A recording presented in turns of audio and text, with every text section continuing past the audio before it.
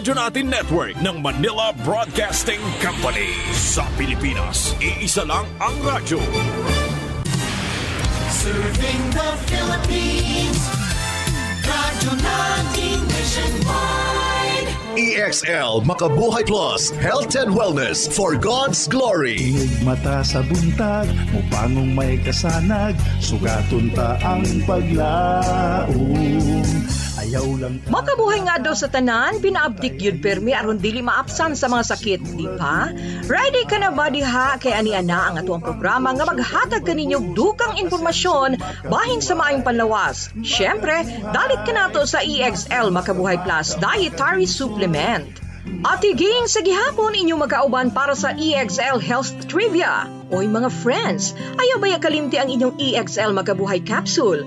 Pagtumar na din ha aron kanunay baskog, abdik, himsog ug layo sa sakit. Ang sakit sa sobrang pagkaon o gitawag binge eating disorder. Usa ka eating disorder nga nakaapektar sa usa ngadto sa 2% sa populasyon sa kalibutan. Ang maong sakit na ilahan kini o nahulagway pinaagi sa pagkaon ug daghang pagkaon sulod lamang sa hamubo nga panahon. Kung diin kini walay kontrol sa gidaghanon sa pagkaon nga ginapaslak sa baba. Sama na lamang sa usa ka tawo nga mukaon og usa ka regular nga serving sa food sulod sa 30 minutos hangtod 1 ka oras.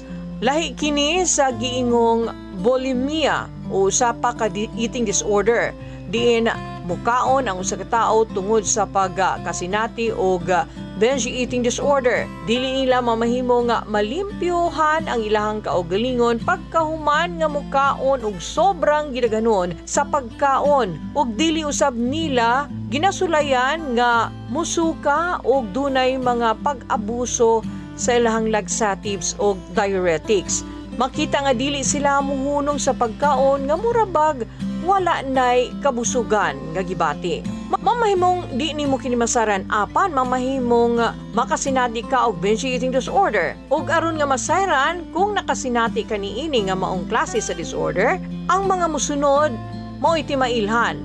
Mukaon ka og daghang pagkaon nga kapin sa doble pa ka mga ginarekomendang dietary intake para sa imuhang pangidaron o sa imuhang lawas. Dili nimo maundang ang pagkaon hangtod nga dili pa maurot ang tanan o di ba ka di ka pa komportableng busog. Maulaw ka sa gidaghanon sa imong ginakaon apan sa imong sunod nga pagkaon dili ka na magduha-duha pa sa pagbag-o sa serving sizes niini. Nasulayan nimo og nagamalampuson ka kung magbawas og timbang ni adto. Apan mabawi kini human nga ikaw ana usab sa usa ka cycle nga pagpaubos ug pagpataas sa timbang. Malisdan ka na sa pagbawas sa imong timbang kumpara sa pipila ka mga higayon nga dunay kay problema sa imong gibugaton. Ug syempre ang sobrang katabaan makapa-expose kini sa imuha sa mas daghan nga peligro sa panlawas. Og pipila niini mamahimong makahatag pa og peligro ngadto sa imuhang kinabuhi. Ang pagkaon og sobra-sobra mamahimong magpataas usab sa level sa kolesterol ug magpataas sa imuhang presyon sa dugo. Mamahimo kang makadevelop og mga sakit sa kasing-kasing inubanan sa diabetes, sakit sa gallbladder ug uban pang klase sa cancer. Ang mga tawo nakasinati og binge eating disorder mutaas usab ang peligro alang sa uban pang mga sakit sa panghuna-huna. Usa na niini ang depresyon. Kasagaran niini ginasundan og stress og pagkabalaka. Apan ang pagkaon og grabe usab sa usa ka higayon lamang mamahimong mag-trigger sa imuhang guilt og depresyon. Mamahimong hinungdan usab kini nga dili na matubag sa cycle sa stress. Ang binge eating, depression ug labaw sa tanan ang stress. Makita usab sa worst scenario nga mamahimo pang musantop sa mga substance abuse para sa relief niini. Ang treatment sa binge eating disorder nanginahanglan kini og pag-manage sa sakit. Ug aron nga malikayan, ug aron nga i-promote ang kahimsog nga gawi sa pagkaon. Kini dili lang usa ka beses nga tambal nga mamahimong i-off ang imuhang tendency sa imuhang sobrang pagkaon sa sunod nga adlaw.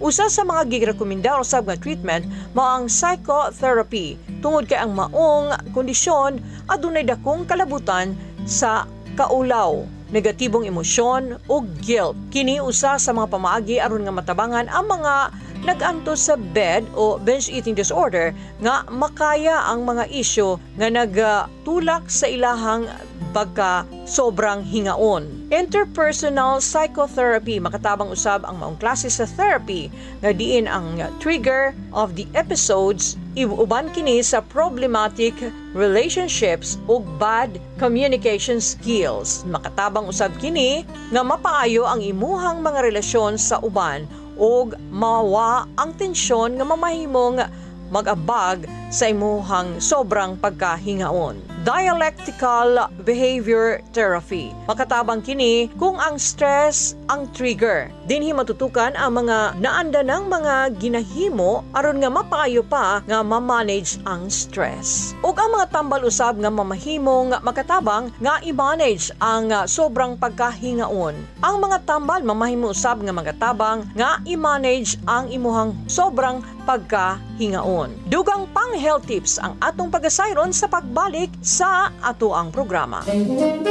Kasama mo, kasama ko, kasama nating lahat. Sama-sama nating langhapin at namnamin ang sarap ng EXL Coffee. EXL Coffee, the wellness coffee blend. EXL Coffee, mapalit sa mga suking tindahan ug mga butika.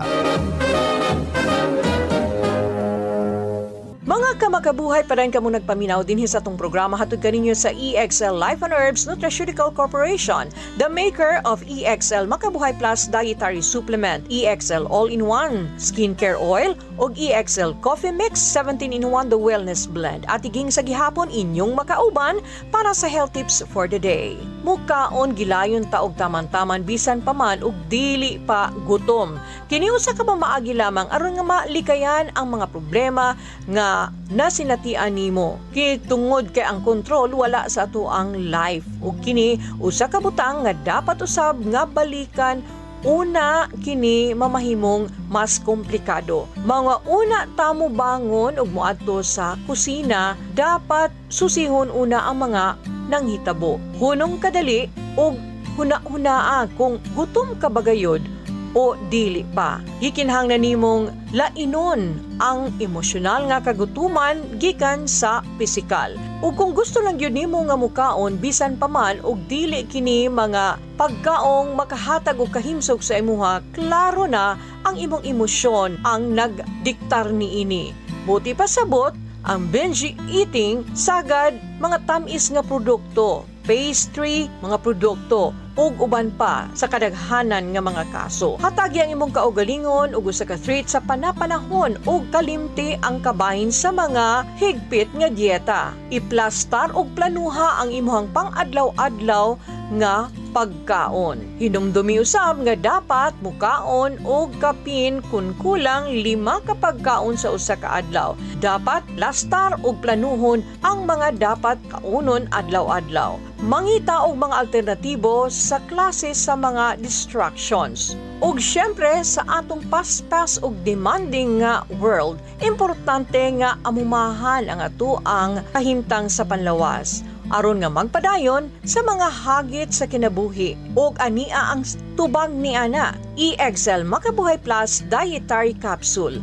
Ang EXL Makabuhay Plus Dietary Capsule usa kini ka espesyal nga suplemento nga naghatag og kumpletong nutrisyon alang sa tuang panlawas. Makatabang kini aron nga mapalig-on ang resistensya sa lawas batok sa mga mikrobyo ug virus nga naghatod og sakit. Makatabang usab ang Makabuhay Plus sa pagtanggal sa mga toxins ug basura sa atong lawas. Mapaayo usab sa proseso sa sa detoxification. Ang mga taong nakasulay na niini nagpaambit usab sa ilahang mga kalipay o mga positibong kaagi o nasulayan sa paggamit sa EXL Makabuhay Plus Dietary Supplement. Ug alang sa mga dugang impormasyon o garon nga makakuha ka sa imong kaugalingong EXL Makabuhay Plus Dietary Capsule, mamahimong tawagan nimo ang hotline 0917-728-1434.